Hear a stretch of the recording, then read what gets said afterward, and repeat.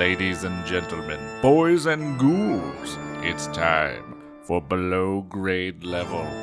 It's time for the fright of your life.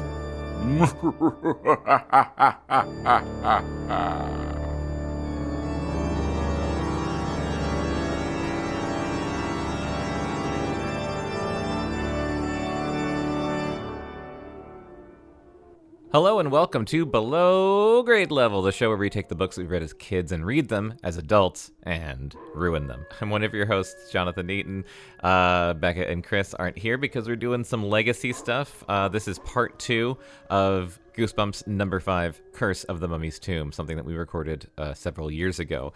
If you listen to the last episode, you'll know what's up. But if you're just joining us, let me take you down a little a trip through memory lane in Egypt. Last time on Curse of the Mummy's Tomb, we were introduced to our main character Gabe and his cousin Sari, and they're in Egypt.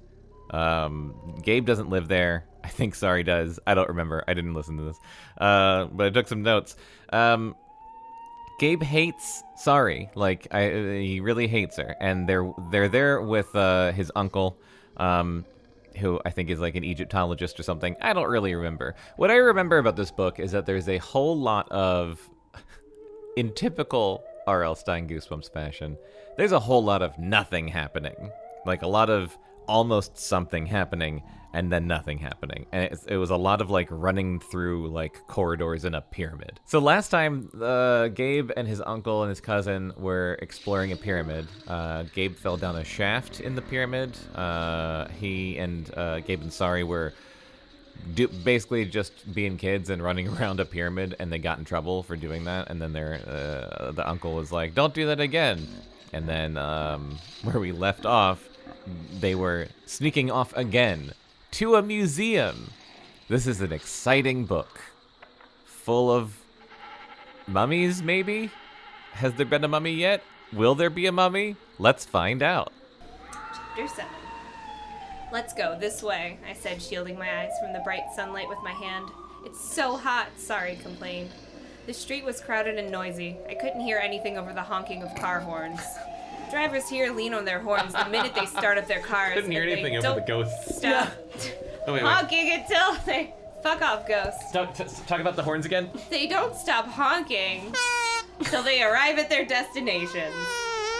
Sari and I stayed close together, making our way through the crush of people on the sidewalk. All kinds of people passed by. There were men in American-style business suits walking alongside men who appeared to be wearing loose-fitting white pajamas. We saw women who would look right at home on any street in America, wearing colorful leggings and stylish skirts and slacks. Women in jeans, followed by women dressed in long, flowing black dresses, their face covered by heavy black veils. This sure doesn't look like back home, I exclaimed, shouting over the blare of car horns. Your duty. I was so fascinated by all the interesting-looking people crowding the narrow sidewalk that I forgot to look at the buildings. Before I knew it, we were standing in front of the museum, a tall stone structure looming above the street behind steeply sloping steps. Whoa. We climbed the steps and entered the revolving door of the museum. Stine gets fancy sometimes. Wow, it's so quiet in here, I exclaimed, whispering. It was nice to get away from the honking horns. Oh my god, the crowded sidewalks and the shouting people.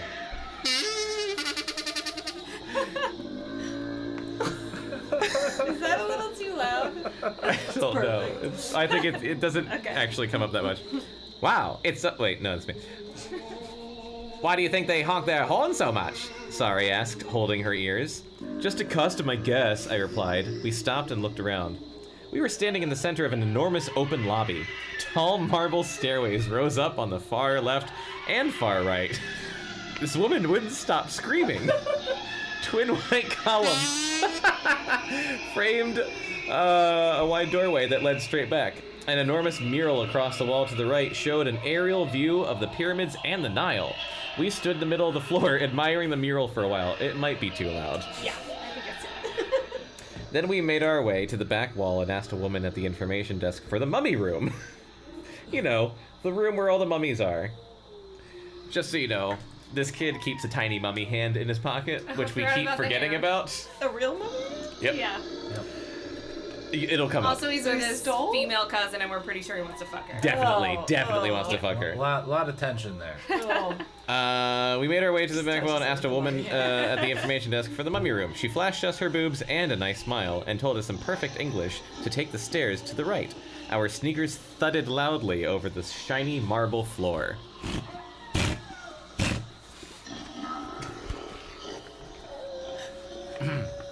The stairways seem to go up forever. This is like mountain climbing, I complained halfway up. Race you to the top, Sari said, grinning, and took off before I had a chance to reply. Like Edward G. Robinson. Yeah. Of course, she beat me by about 10 steps. I waited for her to call me slowpoke or snail face or something, but she had already Snail turned. face. But she had already turned to see what lay ahead of us. A dark, high-ceilinged room seemed to stretch on forever. A glass case stood centered in the entryway. Inside was a detailed construction of wood and clay. It's too much detail. I went up close to take a good look. Yeah. The construction showed Get a good thousands look. of workers dragging enormous blocks of limestone across the sand toward a partially built pyramid. In the room behind the display, I could see huge stone statues, large mummy cases, displays of glass and pottery. They're called and, sarcophaguses. This and kid ca- calls them mummy cases. and case after They said mummy case like 50,000 times in the last chapter. Mummy houses. In the room behind the display, I could see huge stone statues, large mummy cases, displays of glass and pottery, and case after case of artifacts Mummies. and relics. I think this is the place, I exclaimed happily, rushing over to the first display case. Ooh, ooh, what's that? Some kind of giant dog? Sari asked, pointing to an enormous statue against the wall. The creature appeared to have a fierce dog's head and a lion's body. You guys are Egyptian.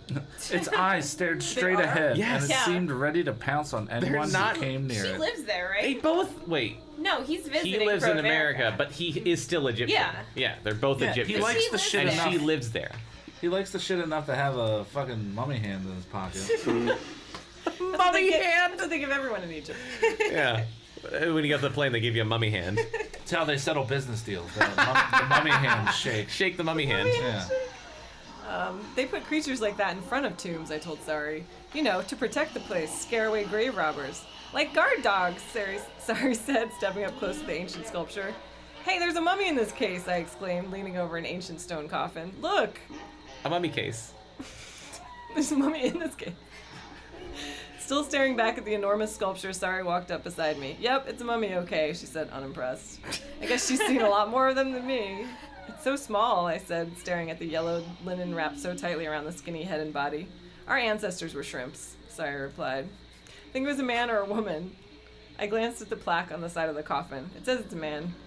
Guess they didn't Doesn't work out in matter. those I'm days. gonna touch it snap, anyway. she said, and laughed at her own remark.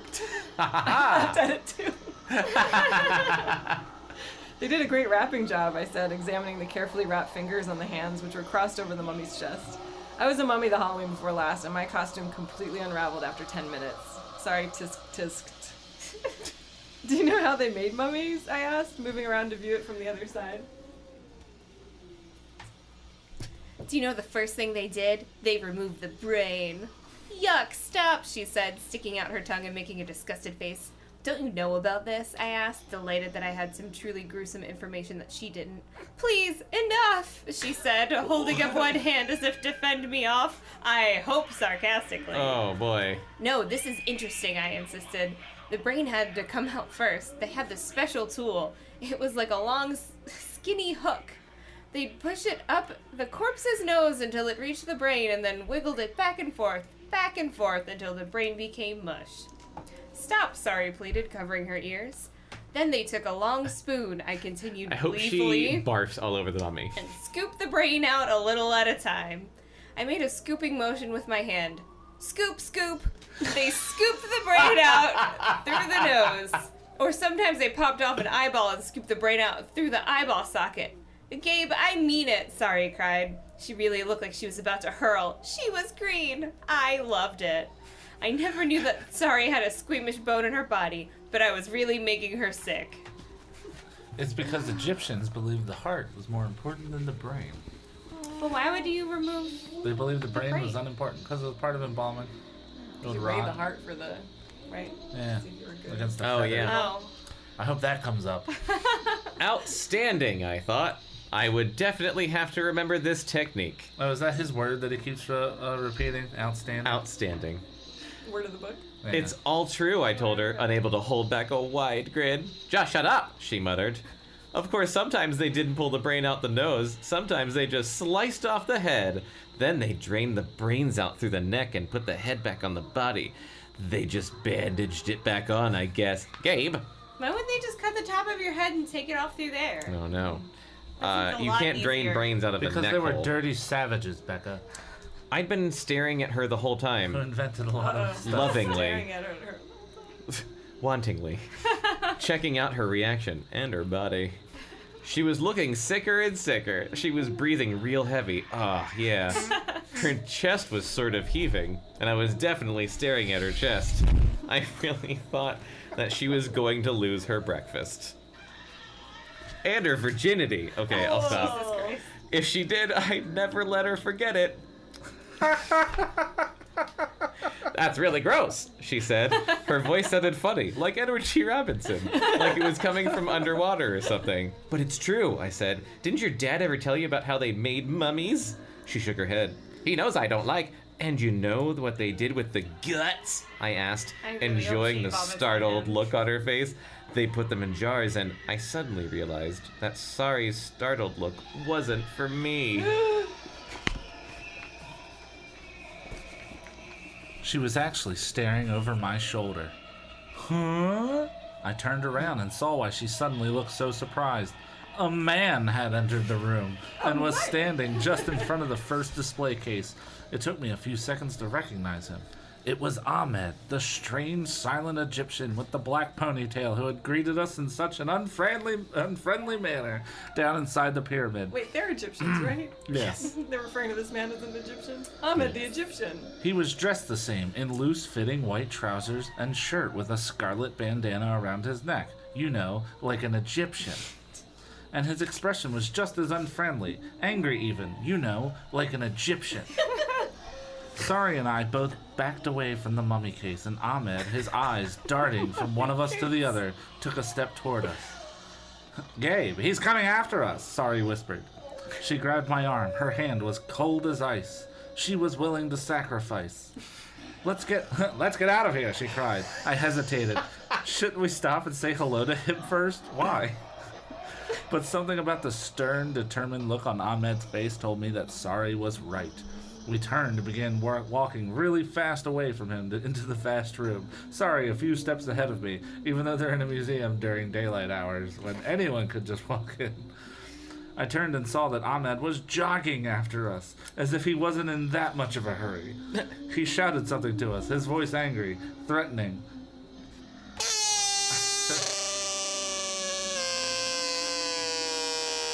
I couldn't make out the words.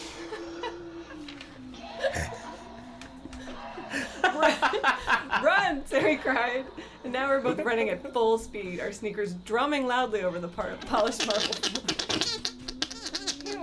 We scooted around an enormous glass display case containing 3 upright mummy cases. Mummy This cases! is loaded with mummy cases. So many mummy cases. And we ran straight down the wide aisle between sculptures and shelves of ancient pottery and pyramid relics. Behind us, I could hear Ahmed shouting furiously, "Come back! Come back!" He sounded really angry. His shoes clacked against the floor as he ran, the sound echoing in the vast, empty museum chamber.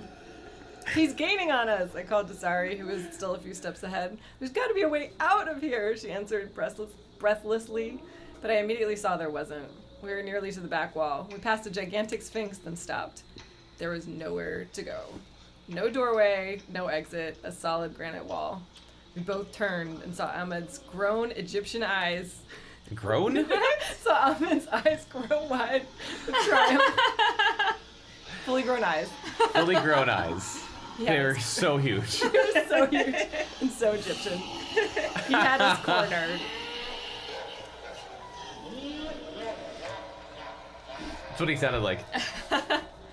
Ahmed stopped a few feet in front of us. He was panting like a dog, gasping for air and holding his side. He glared at us angrily. Sari glanced at me. She looked pale, really frightened. We both had our backs pressed against the wall. I swallowed hard. My throat felt tight and dry. What was he going to do to us? Why did you run? Ahmed finally managed to say, still holding his side as if he had a cramp. Why? We didn't reply. Why? We both stared back at him, waiting to see what he was about to do. I came with a message from your father, he told Sari, breathing hard. He raised the red bandana from his neck and wiped his perspiring forehead with it. Why did you run, you idiot? Wow. A message, Sari. A message? Sari stammered. Yes, Ahmed said. You know me. We met again yesterday. I don't understand why you ran. He's my favorite character so far.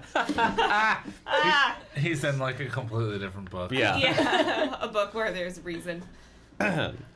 I'm sorry. I know. That's your name.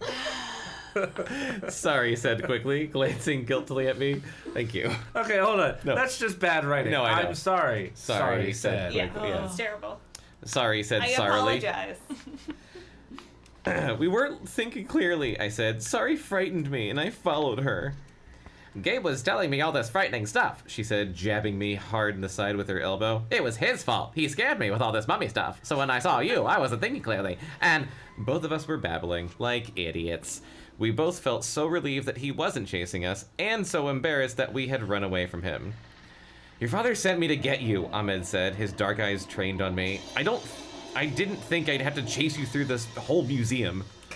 Sorry, Sari said. Oh, Again. And I also said in unison. Sorry, and I said in unison. I felt like a complete jerk. I'm sure Sari did too.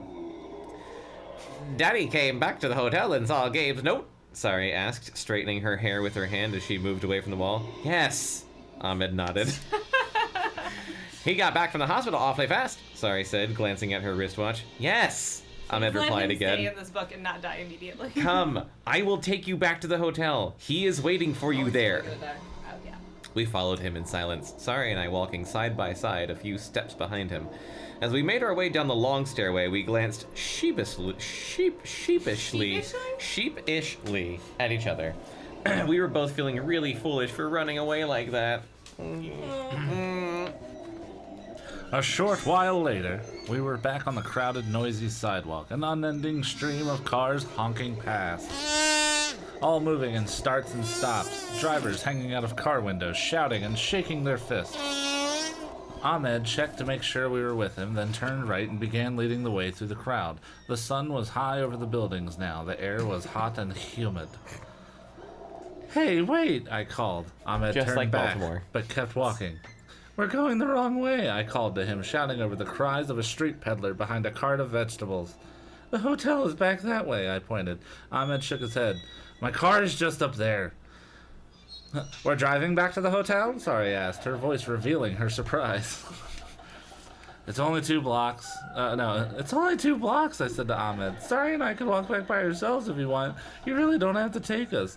It's no trouble, Ahmed replied, and he placed his hands firmly, one on my shoulder, one on Sari's, and continued to guide us to his car. You little bastards. Uh-oh. We crossed the street and continued walking. The sidewalk grew even more crowded. A man swinging a leather briefcase accidentally clipped my shoulder with it. I Jesus. cried out in pain. Ew! Swinging it like a child with a toy. Bam! Sari laughed. Gonna hit some kids with this today. Sari's revenge. You have a great sense of humor, I muttered sarcastically. I know, she replied. If we'd walked, we'd have been at the hotel already, I said. Ahmed must have overheard because he said, the car's in the next block. It's not so much a car as it is a van. There's no windows. Right. It keeps getting further and further away. We made our way quickly through the crowds. A short while later, Ahmed stopped at a small 4-door station wagon. It was covered with dust, and the fender on the driver's side was crunched. He pulled open the back door, and Sari and I piled in. Ow! I complained. The leather seats were burning hot. You live in Egypt. The wheel is hot too, Ahmed said, climbing in and fastening his seatbelt. He touched the steering wheel a few times with both hands, trying to get used to the heat. They should invent a car that stays cool inside when it was parked. Good one. Get that thing in your windshield. Keep Yeah. the sun off your You dashboard. crack a window. It looks like the Millennium Falcon. Yeah. Yeah. The engine started on the second try, and he pulled away from the curb and into the line of traffic. Immediately, he began honking the horn at the car in front of us. Sounds He moved weak. slowly, stopping every few seconds. Probably honking every few seconds. Through the narrow street. I wonder why Daddy didn't come to get us, Sari said to me, her eyes on the crowds passing by the dusty car window. Because he's not coming to get you. He said he would wait for you at the hotel, Ahmed replied from the front seat. He made a sudden sharp turn into a wider avenue and began to pick up speed. It took me a long while to realize we were heading in the wrong direction, away from our hotel. Ahmed, I think the hotel is back that way, I said, pointing toward the back window. I believe you are mistaken, he replied softly, staring straight ahead through the windshield. Sounds like a robot. We will be there shortly.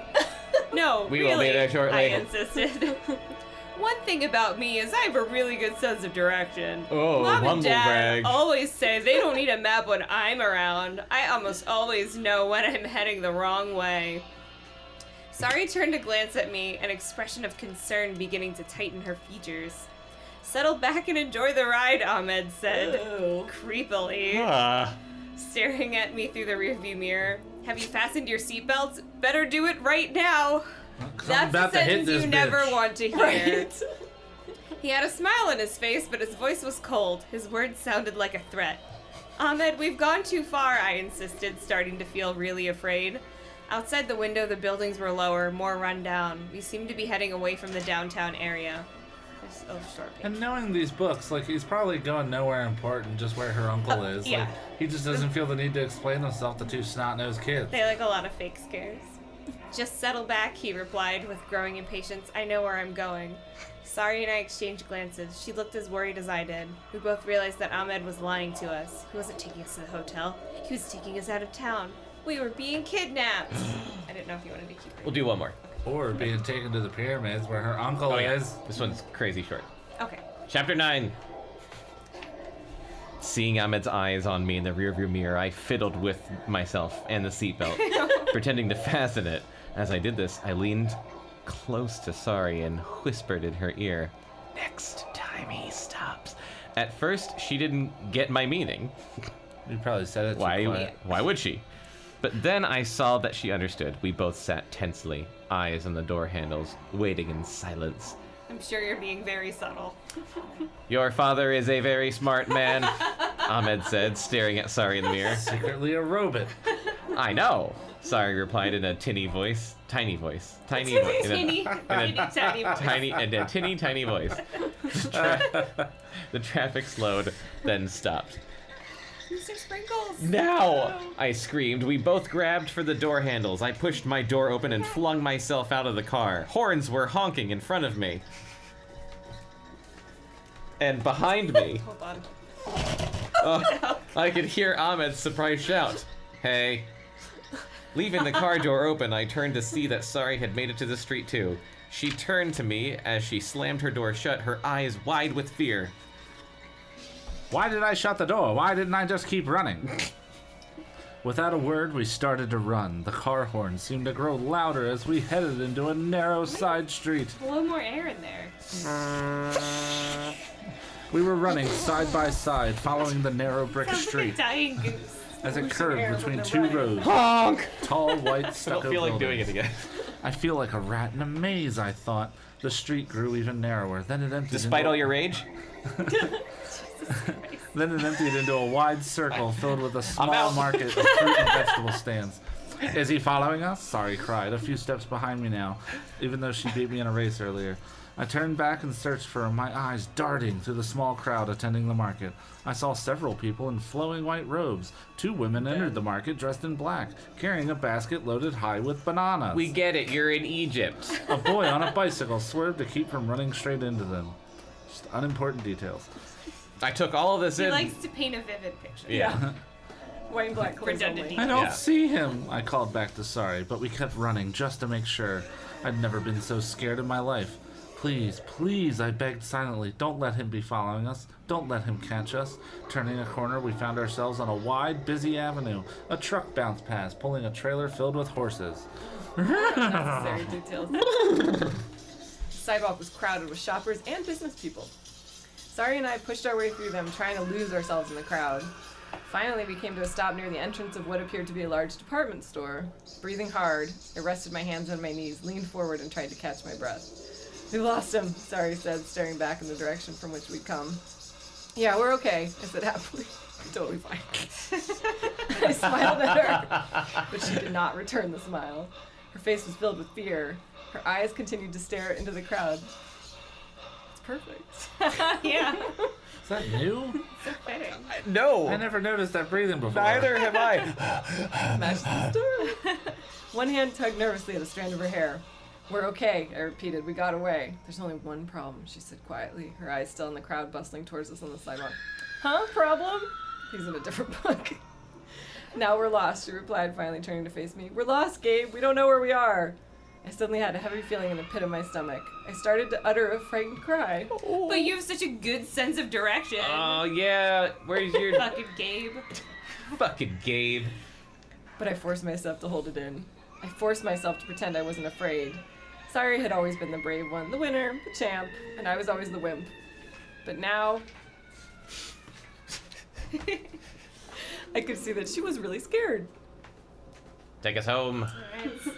This is my chance to be the cool one. Oh my My God. chance to show her who Oh, was really the champ. You're gonna blow it. No problem, I told her casually, gazing up at the tall glass and concrete building. We'll just ask somebody to direct us to the hotel. But no one speaks English, she cried, sounding as if she were about to cry. Redundant. No problem, I said, less cheerily. I'm sure someone... We're lost, she repeated miserably, shaking her head. Totally lost. And then I saw the answer to our problem parked at the curb. It was a taxi, an empty taxi. Come on, I said, tugging her arm. I pulled her to the taxi. The driver, a thin young man with a wide black mustache and stringy black hair falling out of a small gray cap, Oh my God. turned around in surprise. Oh my God. Sari and I climbed in the back seat. The Cairo Center Hotel, I said, glancing reassuringly at Sari. The driver stared back at me blankly as if he didn't understand. Please take us to the Cairo Center Hotel, I repeated slowly and clearly. And then he tossed back his head, opened his mouth, and started to laugh. Chapter 10. The driver laughed till tears formed in the corners of his eyes. Sari grabbed my arm. He's working for Ahmed. Oh yeah, Ahmed. That was the guy Yeah, I don't remember. that their uncle sent. That means nothing to me. He's working for Ahmed, she whispered, squeezing my wrist. We walked right into a trap. Huh? I felt a stab of fear in my chest. I didn't think she was right. She couldn't be right. But I didn't know what else to think. I grabbed the door handle and started to leap out of the taxi, but the driver raised a hand, signaling me to stop. So I did. So? Instead of just doing the thing that I said I was going to do. Gabe, go! Sari pushed me hard from behind. Cairo Center Hotel? The driver asked suddenly, wiping the tears from his eyes with a finger. Then he pointed through the windshield. Cairo Center Hotel? Sari and I both followed his finger. There was They're right out in front of there us. was the hotel right across the street. He started to laugh again, shaking his head. Dumb fucking couple of kids. Thanks, I shouted and climbed out. Sari scrambled out behind me, a wide, relieved smile on her face. That would be $27.50. I don't think it's that funny, I told her. The cab driver has a strange sense of humor. I turned back. The driver was still staring at us, a broad smile on his face. He's just a child molester, that's all. Cairo Center Hotel? Come on, why do you say it like that? It's vaguely racist. It's only vaguely racist. What I said was way more racist. What did you say? I said after they get out, he goes, that would be $27.50. Hey, he's the one who did the Apu voice. Oh, come on, she urged, tugging at my arm. We have to tell Daddy about Ahmed. Daddy? But to our surprise, our hotel room was empty. My note was still on the table where I had left it. Nothing had been moved or touched. He hasn't been back here, Sari said, picking up my note and crumpling it into a ball in her hand. Ahmed lied. That's a good About note. everything. I flopped down on the couch with a loud sigh. I wonder what's going on, I said unhappily. I just don't get it. Oh my god. Sari and I both screamed as the door to the room flew open. Oh my god. Daddy, Sari cried, running to hug him. Daddy? I was sure glad it was Uncle Ben and not Ahmed. Daddy, the strangest thing, Sari started. Uncle Ben had his arm around her shoulder. As he led her across the room toward the couch, I could see he had a really dazed expression on his face. Yes, it's strange, he muttered, shaking his head. Both of my workers... ... Uh-oh. They're all dead? Did everyone die in that pyramid? I hope so. Huh? Are they okay? Sari asked. No, not really.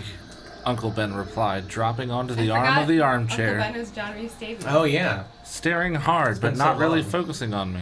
They're both in a state of shock. I guess that's how to describe it. There was an accident in the pyramid? I asked. Uncle Ben scratched the bald spot at the back of his head. I don't really know. They bald can't spot's talk. really They're itch. both speechless. I think something or someone frightened them. Sphinx Scared them tongue. speechless. The doctors are completely confused. Thank you. They said that Daddy, Ahmed tried to kidnap us. Daddy. Sorry, he Daddy, interrupted, squeezing his Daddy. hand. what? Ahmed? He narrowed his eyes, his forehead wrinkling up in confusion. What do you mean? Ahmed, the guy at the pyramid. The one who wears the white suits with the red bandana and always carries the clipboard. Sorry, explained. He told us you You sent know, him to the get Egyptian us. stereotype. He told us you sent him to get us, I said. He came to the museum. Museum? Uncle Ben climbed to his feet. What were you doing at the museum? Yeah, why would you I give thought I yourselves told away? you. Yeah. Stupid kids. We had to get out of here, Sari said, putting a hand on her dad's shoulder, trying to calm him. Gabe wanted to see Mummy, so we went to the museum, but Ahmed came and took us to his We car. had to get out of here because Gabe wanted to see Mummy so bad. Daddy, we were bored.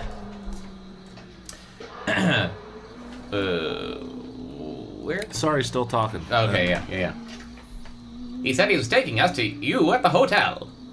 But But he was driving the wrong way, I continued the story, so he jumped out and ran away. Ahmed Uncle Ben kept repeating the name as if he just couldn't dead for believe it. years.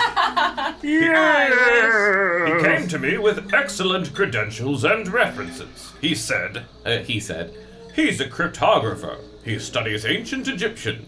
He's mainly interested in the wall writings and symbols we uncover. You know, hieroglyphics. Anybody knows what they're I called. thought cryptology was code. Cuneiform language. is also another thing. Yeah. Because your grandfather was a cryptologist. He didn't study hieroglyphics. Your grandfather was Maybe- a cryptologist? Yeah. Oh, no, I think we went over that. Yeah, he worked on the was a Enigma. spy. But so is Dr. Robert Langdon of the Dan Brown book fame. Oh, Jesus. You know, the Da Vinci Yeah, Code. well, Angels my and grandfather Demons, was real. And Inferno. Your grandfather was Tom Hanks? Did he get caught up? Did he have a funny haircut and get caught up in plots with the Vatican? Maybe. He did have a funny haircut. He did have a funny haircut, and he was a spy, probably. What's happening? So why did he come for us, I asked. Where was he going to take us? Sari asked. I don't know, Uncle Ben said. but I certainly intend to find out. He hugged Sari. What a mystery. He continued. You both okay? Yeah, we're okay, I replied. I've got to get to the pyramid. He said, letting go of Sari and walking to the window. I gave my workers the day off, but I've got to get to the bottom of this. Clouds rolled over the sun. The room suddenly grew darker.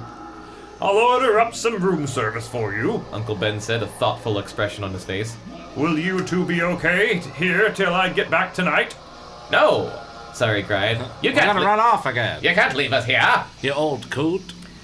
Why can't we just come with you? I asked. Scallywag. Yes, we're coming with you, Sari exclaimed before Uncle Ben had a chance to reply. He shook his head. Too dangerous. He said, his eyes narrowing as he glanced first at me, then at Sari. Until I can find out what happened to my two workers in there. That's perfectly timed. Was. Thank you. But Daddy, what if Ahmed comes back? Sari cried, sounding really frightened. What if he comes here? Uncle Ben scowled. Ahmed, he muttered. Ahmed. You can't leave us here, Sari repeated. Uncle Ben stared out the window at the darkening sky. I guess you're right, he said finally. I guess I have to take you with me, or lock the door behind them. Yeah, it's fine. Or move How to would he another get room in? and then lock the door behind them. He has to have some clout. Or call the police. Yes, Sari and I both cried, relieved. But you have to promise to stick close, Uncle Ben said sternly, pointing a finger at Sari. I mean it. No wandering off, no practical jokes.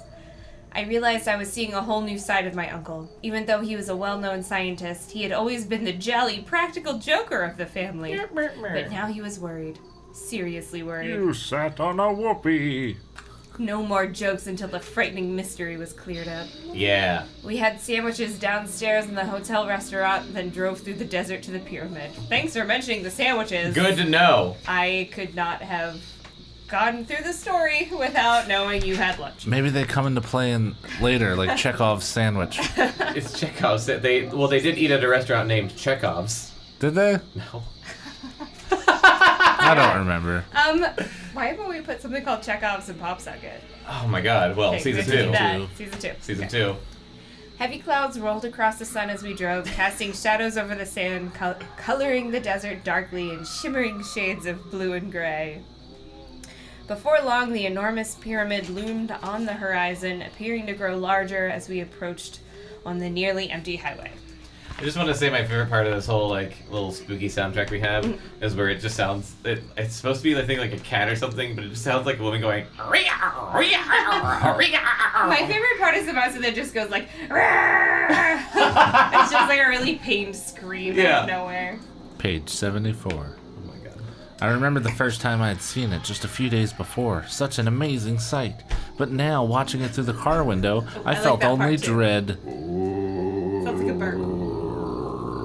I'm gonna do sound effects too, Chris. Uncle Ben parked the car near the low entrance he had discovered behind the pyramid. As we stepped out, the wind whipped at the ground, Whoa. Where's the whoopee cushion? tossing the sand up, Gotta whirling reach. it around our legs. I'll just shoot Uncle him. Ben raised a hand to stop us at the tunnel entrance. Here, he said. He reached into his supply pack and pulled out equipment for Sari and me. Clip this on. He handed each of us a beeper. Just push the button and it will beep me. Beeper A on. beeper. It's a product of the times. Why does he have multiple beepers? Dated, he said, helping me clip mine to the belt on my jeans. Successful Here, science. take these iPhones. It's like a homing device. Oh my If you God. push No, the it's button, not. it sends electronic signals to the unit I'm wearing. Then I can track you down by following the sound levels. So it's a homing Of course. device, not I a don't. beeper. Of course. It's a I don't GPS. expect you to use it because I expect you to stay close to me. Foreshadowing. Uh-oh. Well, at least he knows them well enough to put Here, a fucking homing device Take on this them. Chekhov's Stupid beep. kid. He handed us Beeper. flashlights. Watch your so step, he instructed. Keep the light down at your feet, a few yards ahead of you on the floor. We know, Daddy, Sari said. We've done this before, remember? Just follow instructions. He said sharply and turned into the darkness of the pyramid opening. This is a long chapter. Hang on, I'm writing. God damn it, Jonathan. Alright. What's happening? Where? Somewhere in Which there. page? Probably the second. That one. I stopped at the entrance and pulled out my little mummy hand just to make sure I had it. Son of a bitch. To every masturbate with later. every time we read this, I forget he has a little mummy I hand. love tombs. There's only one constant in my life, and it's my little mummy hand. What are you going to do with that? Sari asked, making a face because she just saw me pull a little mummy hand out of my pocket. My good luck charm, I said, slipping it back into my pocket. She groaned and gave me a playful shove into the pyramid entrance. A few minutes later, we were once again making our way carefully down the long rope ladder and into the first narrow tunnel. Uncle Ben led the way, a wide circle of light from his flashlight sweeping back and forth across the tunnel ahead of him. Sari was a few steps behind him, and I walked a few steps behind her. The tunnel seemed narrower and lower this time. I guess it was just my mood. I wasn't as thirsty as I was before. Gripping the flashlight tightly, keeping the light aimed down, I dipped my head to keep from hitting the low, curved ceiling. The tunnel bent to the left, just like my penis, then sloped downhill where it split into two paths, just like my penis. We followed the one to the right. The only sound was that of our shoes, scraping against the sandy, dry floor. Uncle Ben coughed.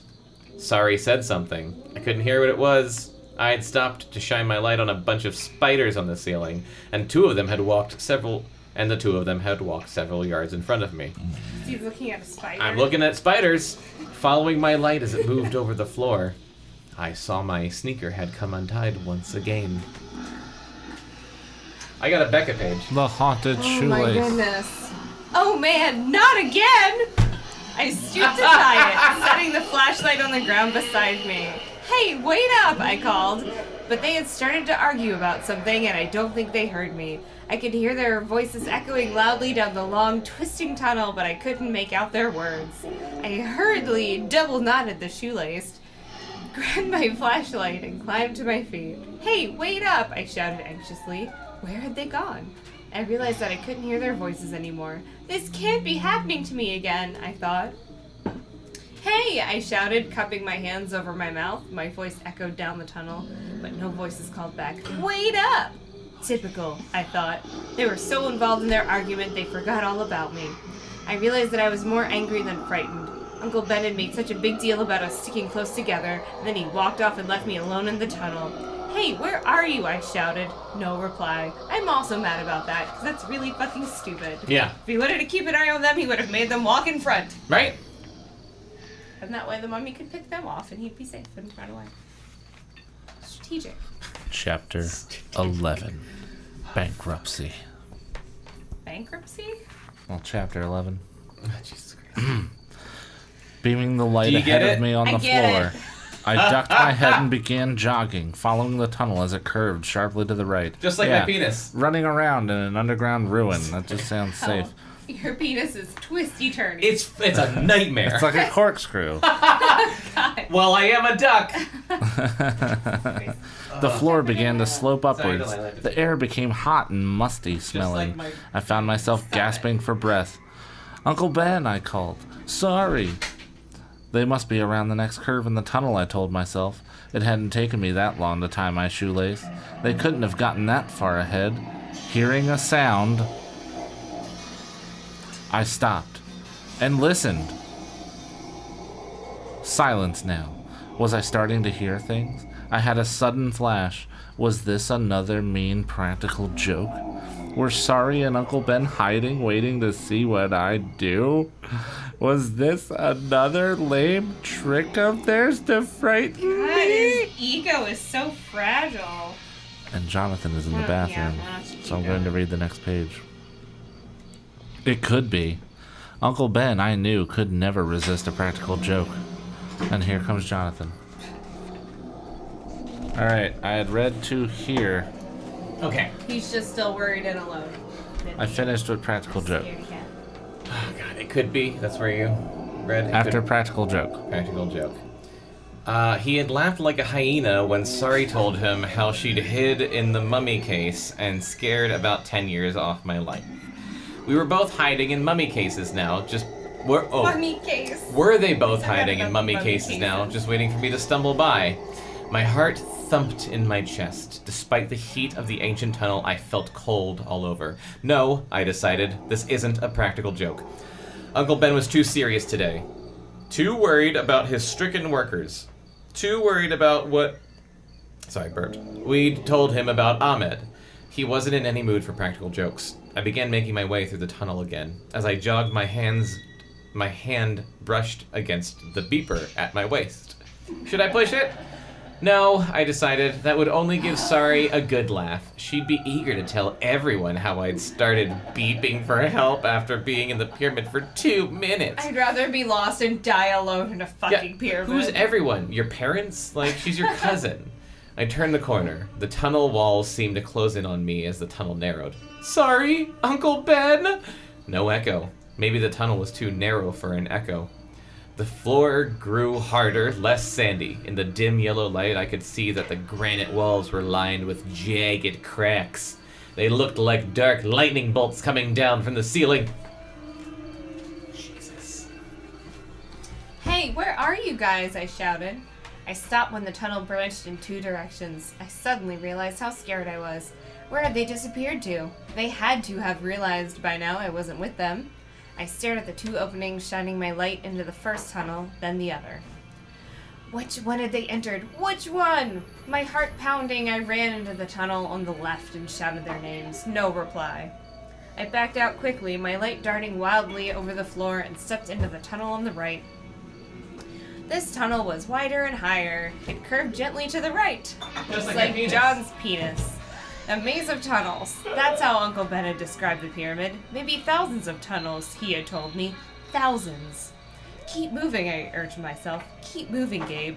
Oh my god, blah blah. I don't even feel like reading the rest of the page. He still doesn't know where he is and he still presses beeper. Boring ass. All right, so It's a whole chapter of what page I'm did you Yeah. over here somewhere. hear my heart pounding in my chest, the sound again? I listened hard, holding my breath. It was a chattering sound, a soft chittering, not a human voice. Chattering An and chittering? insect, Chattering maybe. and chittering. Or a rat. Uncle Ben? Sorry? Silence. I took a few more steps into the tunnel, then a few more. I decided I'd better forget my pride and beep them. So what if Sari teased me about it? I was too frightened to care. If I beeped them, they'd be right there to get me in a few seconds. But as I reached to my way for the beeper, I was startled by a loud noise. The insect chittering became a soft cracking sound. I stopped to listen, the fear rising up to my throat. The soft cracking grew louder. It sounded like someone breaking saltines in two. Only louder, louder, louder. Right under my feet. I turned my eyes to the floor. I shined the light at my shoes. Oh my god. Oh my god, is it Temple of Doom? It took me so long to realize what was happening. The ancient tunnel floor was cracking apart beneath me. The cracking grew louder, seemed to come from all directions to surround me. By the time I realized what was happening, it was too late. I felt as if I were being pulled down, sucked down by a powerful force. The floor crumbled away beneath me and I was falling down, down, down, an endless black hole. I opened my mouth to scream, but no sound came out. My hands flew up and grabbed nothing.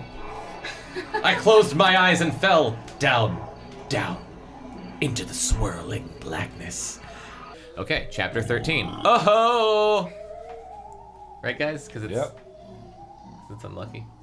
It's Jack Burton. Up the pin that Chris picked up. Sorry, podcast listeners. That was... Next to the Goosebumps rules pin. Yeah, we've been... This is Goosebumps rules. Chapter 13. A mummy? The light darted over its featureless face. I couldn't stand... excuse me. Reading this book any longer. I couldn't steady my hand. My whole body was shaking. Frozen in place. Thought you were shaking. Not able to move off the hard floor, I gaped at the frightening figure. I suddenly realized I was panting loudly, like a stupid dog. Trying to calm myself, I sucked in a deep breath of the putrid air and held it. The mummy stared blindly back at me. It stood stiffly, its arms hanging at its sides. Why is it standing there like that? I wondered, taking another deep breath. The ancient Egyptians didn't leave their mummies standing at attention. No shit. They left them in mummy cases. Everybody knows that. Yeah, mummy case. Realizing that it wasn't moving forward to attack me, I began to feel a little calmer. Easy, Gabe.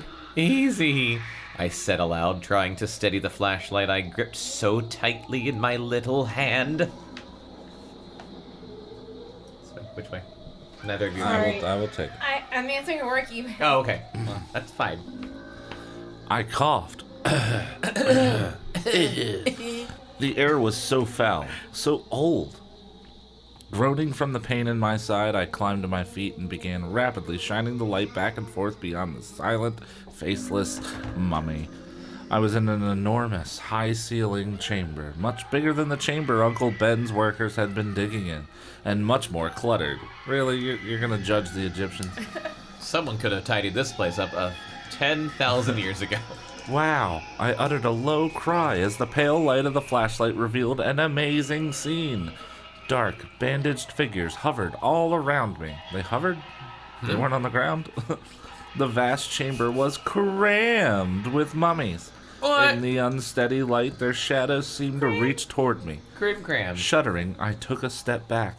I moved the light slowly over the strange, hideous scene. I thought it was amazing. The light burned through the shadows, revealing bandaged arms, torsos, legs, covered faces. You There know, were everything so a mummy many has. of them.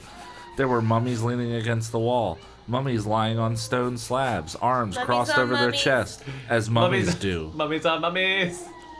Mummies leaning at odd angles, crouched low or standing tall, their arms Crouched? straight out in front of them like Frankenstein monsters. Apparently, the Egyptians were fans of Mary Shelley. Against one wall stood a row of mummy cases, their lids propped open. I turned, following the arc of my light. I realized that my fall had dropped me into the center of the room.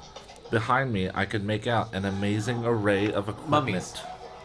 Mummies. Drink every time they say mummy. Okay. Strange prong-like tools I had never seen before. Tall stacks of cloth. Gigantic clay pots. Sorry, I looked at my email again. And jars. I thought you were being funny. No. Excuse me, that was a mummy. Easy, Gabe. Easy. Again. Whoa. Breathe slowly. I took a few reluctant steps closer, trying to hold the flashlight steady. A few steps more.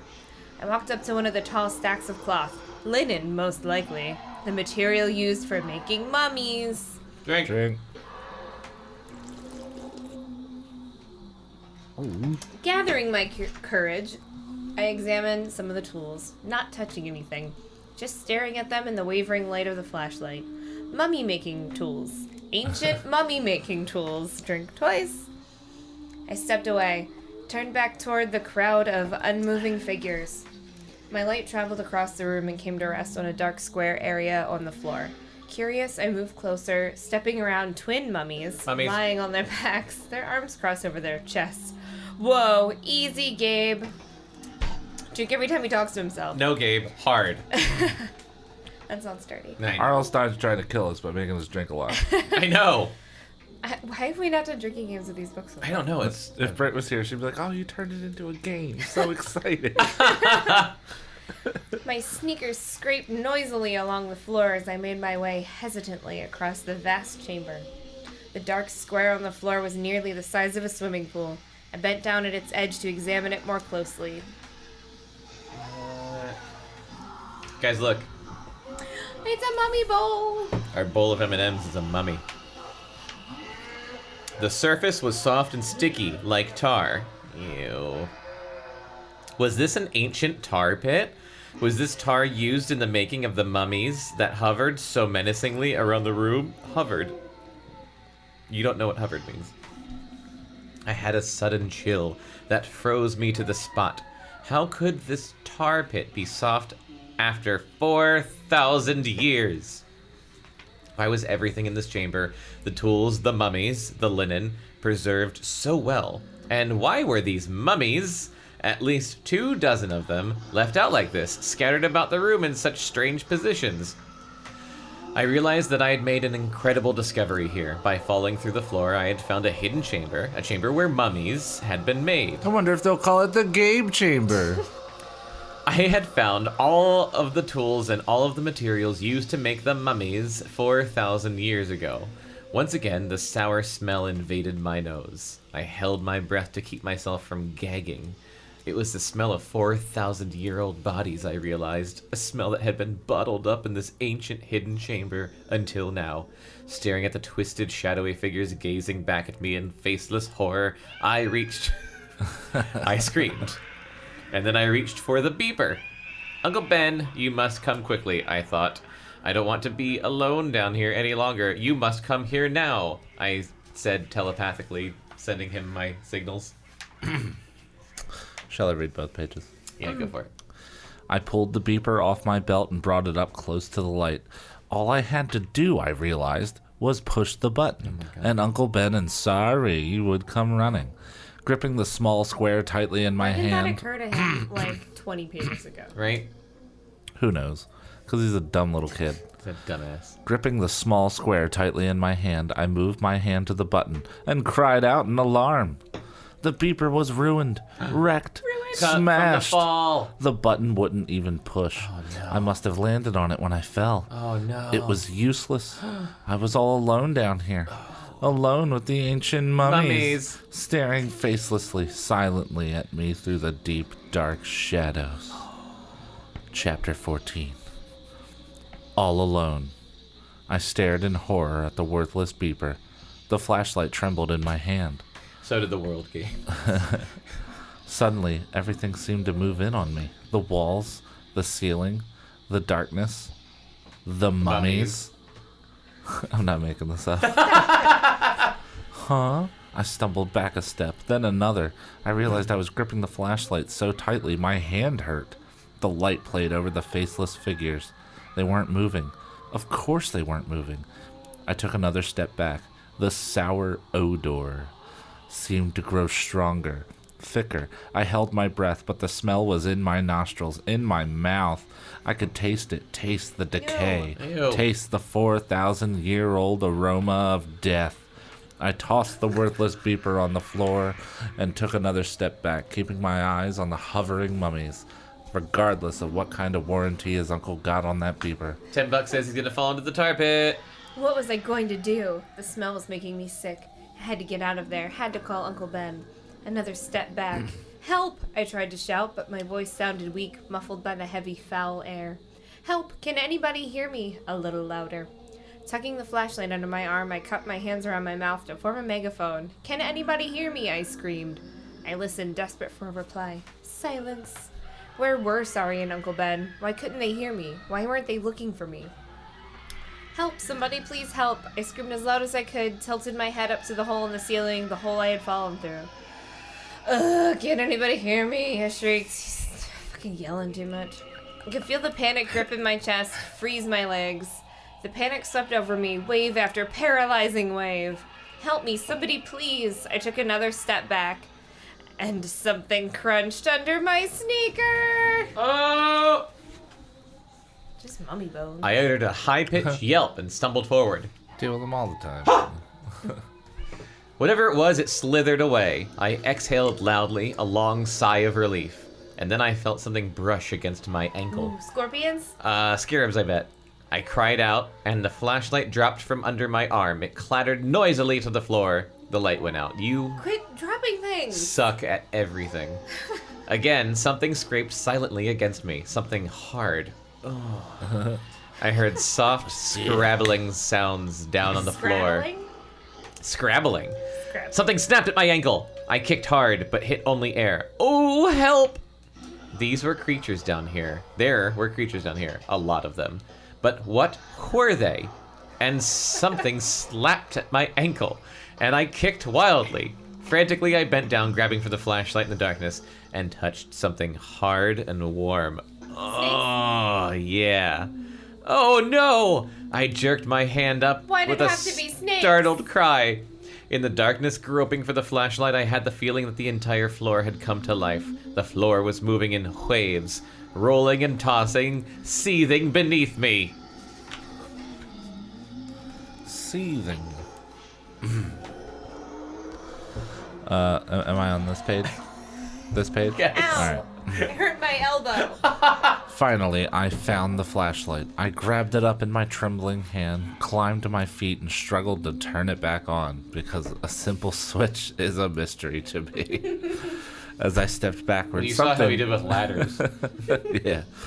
As I stepped backwards, something slid against my leg. It felt hard and prickly. Oh, God. Hedgehogs? You know, Cactuses? prickly, as to do something prickish. I heard clicking sounds. Well, I mean, my dick doesn't click. It doesn't? But snapping, creatures bumping into each other, panting loudly, my chest heaving, my entire body gripped with terror. I jumped up, tried to dance away as I fiddled with the flashlight. Something crunched loudly beneath my sneaker. I danced away, Like, hopping over Hero something wedding. that scuttled through my legs. Finally, the light flickered on.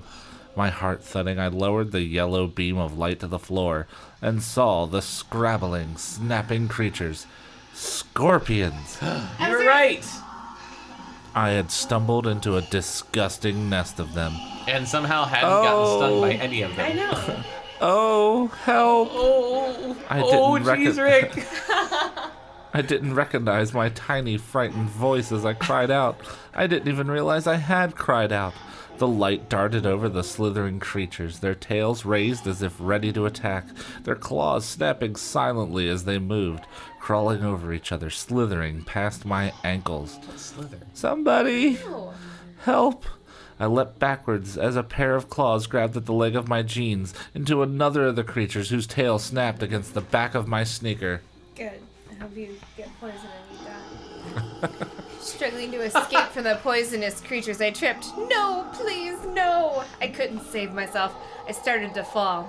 My hand shot out, but there was nothing to grab onto. Except I was for Mommy. going to plunge right into the middle of them. No! I uttered a frantic cry as I toppled forward, and I felt two hands grab me by the shoulders from behind. A mummy, I thought. Seriously. I didn't make that up. No, I know you didn't. My entire body convulsed with fear. The scorpion snapped and scrabbled at my feet. The strong hands gripped my shoulders, pulled me hard. The ancient bandaged hands. I couldn't breathe. I couldn't think.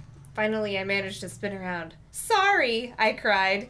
She gave me one more tug. Ew. We both backwards. Why is he apologizing to her? Shut up. That was funny. No. We Was both it? stumbled backwards, claws snapping up at us. Funny. Sorry, Oh. how? We moved together now, making our way toward the center of the vast chamber. Safe from the disgusting nest of snapping scorpions. Like, gross and disgusting is not how I would describe a nest of scorpions. Yeah. Just, like, terrifying. Just horror. I wouldn't be like, ew, like if it was like a Ew. bunch of millipedes, then Ew. I would Oh, be yeah. like, ew. If it was scorpions, I would be like, fuck, they're sharp and full of poison. Yeah. Not like, ick. Like, ooh, Just like, icky. ah. Ooh, gross. Scary. Okay. Ooh, remember in Temple of Doom when she has to like stick her hand in that Yes, thing? I know, like, Yeah. thinking There's about that it. one really long one, and it is like like going over her It's like a shoulder, big leaf bug or a stick like bug. under her hair. Very annoying character. I love I that movie. get grossed out thinking about that scene.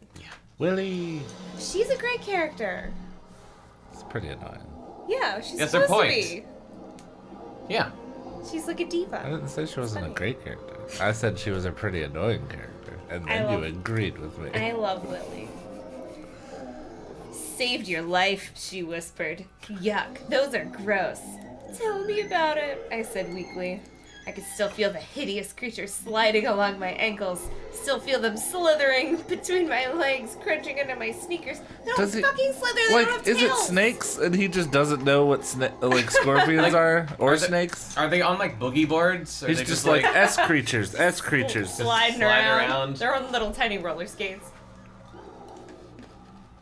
I don't think I'll ever forget that crunching sound. What? That of M&M's. What are you doing down here? Sari cried impatiently, as if scolding a child. Daddy and I have been looking everywhere for you. I pulled her even farther from the scorpions into the center of the chamber. How did you get down here? I cried, struggling to calm my breathing, struggling to stop the pounding in my chest. She pointed with her flashlight to a tunnel in the corner that I hadn't seen. Because I'm an idiot, apparently. I was searching for you. Daddy and I got separated. Do you believe it? He stopped to talk to a worker and I didn't realize it. By the time I turned back, he was gone. Then I saw the light moving around in here and I thought it was Daddy. Daddy? You got lost too? I asked, wiping beads of cold sweat off my forehead with the back of my hand. I'm not lost. You're lost, she insisted. Oh, so she's Trump. How could you do that, Gabe? Daddy and I were totally freaked. Daddy. Why didn't you wait up for me? I demanded angrily. I called to you. You just disappeared. We didn't hear you, she replied, shaking her head. I was really glad to see her, but I hated her so much. And the way she was looking at me, like I was some kind of hopeless idiot. You are. Like she wanted to grab me by the word I'm not going to say. The scorpion. Were you gonna say that? No. I was just happy you did. I guess we got involved in our argument. We thought we weren't right behind us. Wait. Then we turned around. You were gone. What are you doing? She sighed. I'm changing it to Trump. No. No, Peter Lorre would be like, what a day. Yeah, he's doing Trump. No. What a Too day. soon. What a day! I cried shrilly. What a day! Gabe, why did you do that? She demanded. You know we were supposed to stay close together. I love this voice so much. Hey, This is your it feet wasn't right my there, just a fault, second, I yeah. insisted angrily. Daddy is so mad. Sari cried, shining her light in my face. I raised my arm to shield my eyes. Cut it out, I snapped. He won't be mad when he sees what I've discovered. Look. I shined my light onto a mummy crouching near the tar pit, then moved it to another mummy, this one lying down, then to the row of mummy cases against the wall. Sarcophagi, come on. I mean, I guess it's for kids. It's just... As a kid, I knew it was called a How sarcophagus. else are they going to learn He big is words? of Egyptian descent. Yes, he is Egyptian. Wow. He is in Egypt. Oh, I'm sorry. Sari mouthed the words silently. Her eyes grew wide with surprise. Supplies. With supplies. Just pencils jutting out of them. Erasers. Binders. Notebooks. Paper clips Composition everywhere. books. Yeah. Wow, I said, starting to feel a little more like normal, in competition with my cousin that I have strange feelings for. The chamber. These characters. So he knows the word chamber, but he doesn't know the word sarcophagi. The chamber is filled with mummies, and there are all kinds of tools and cloth and everything you need to make a mummy. It's all in perfect shape, like it hasn't been touched in thousands of Everything you need years. to make a mummy other than a dead body. I couldn't hide my excitement, and I discovered it all, I added. This must be where they prepared the mummies for burial, Sari said, her eyes darting from mummy to mummy. Mummy to mummy. Mummy. Mummy. But why are some of them standing up like that? I shrugged. Beats me. She walked over to admire the stacks of neatly folded linen. Wow, this is amazing, Gabe. Outstanding, I agreed. And if I hadn't stopped to tie my sneaker, I never Fucking would have word. discovered it. You're going to be famous, Sari said, a smile spreading across her face, thanks to me saving your life. Sorry, I started. But she had moved across the room and was admiring one of the upright mummies close up. Wait till Daddy sees all this, she said, suddenly sounding as excited as me. We have to call him, I said eagerly. I glanced back at the scorpion nest and felt a chill of fear tighten the back of my neck. It's a weird place to tighten. People were so tiny back then, she said, holding her flashlight up close to a mummy's covered face. Look, I'm taller than this one. That just means you found a child mummy, you Oh dumb my bitch. god. Sorry, use your beeper, I said impatiently, walking over to her. Yuck, there are bugs crawling on this one's face, she said, stepping back and lowering the light. She made a disgusted face. Gross. Come on, use your beeper. Call Uncle Ben, I said. I reached for the beeper at her waist, but she pulled away.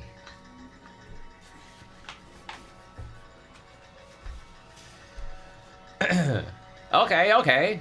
Why didn't you use yours? She eyed me suspiciously. You forgot about it, didn't you, Gabe? She accused. No way, I replied sharply. Mine broke when I fell into this place. She made a face and pulled the beeper off her belt loop. I shined my light on it as she pushed the button. She pressed it twice, just to make sure, then clipped it back onto her jeans. We stood with our arms crossed, waiting for Uncle Ben to follow the radio signals and find us. Is that how beepers work? Signals. No, it's not. Won't it just... They let you know you need to call someone back. Yeah, won't it just say, like, call Sari? Do their It's beepers not light showing up? like a laser map from one beeper to another. Boop. No, yeah. That's why I call it beeper, like in Aliens, and they're like, boom, boom. That's a motion tracker. Yeah, I know. It's a joke I was making. Keep up, Chris. Well, it's not aliens. Okay. It shouldn't take him long, Sari said, her eyes on the tunnel in the corner. He wasn't far behind me. Sure enough, a few seconds later, we heard the sound of someone approaching in the tunnel. Uncle Ben, I called excitedly. Look what I found! Sari and I both started to run to the tunnel, our lights zigzagging over the low entrance. Daddy, Daddy, you won't believe... Sari started. She stopped when the stooped figure leaned out of the darkness and straightened up. We both gaped in horror, our flashlights making his mustached Both face gaped in horror. grow I just had that eerily. exact thought, and I didn't. It's Ahmed! Sari cried, grabbing my arm. Bump, bump, bump, bump, bump. Oh, we'll never finish. Below Grade Level is a Cactus Radio production. You can contact us at podcast@cactusrodeo.com. Subscribe and follow on iTunes, Stitcher, and Spotify, and follow Cactus Rodeo on Facebook, Instagram, and Twitter for more entertainment and updates.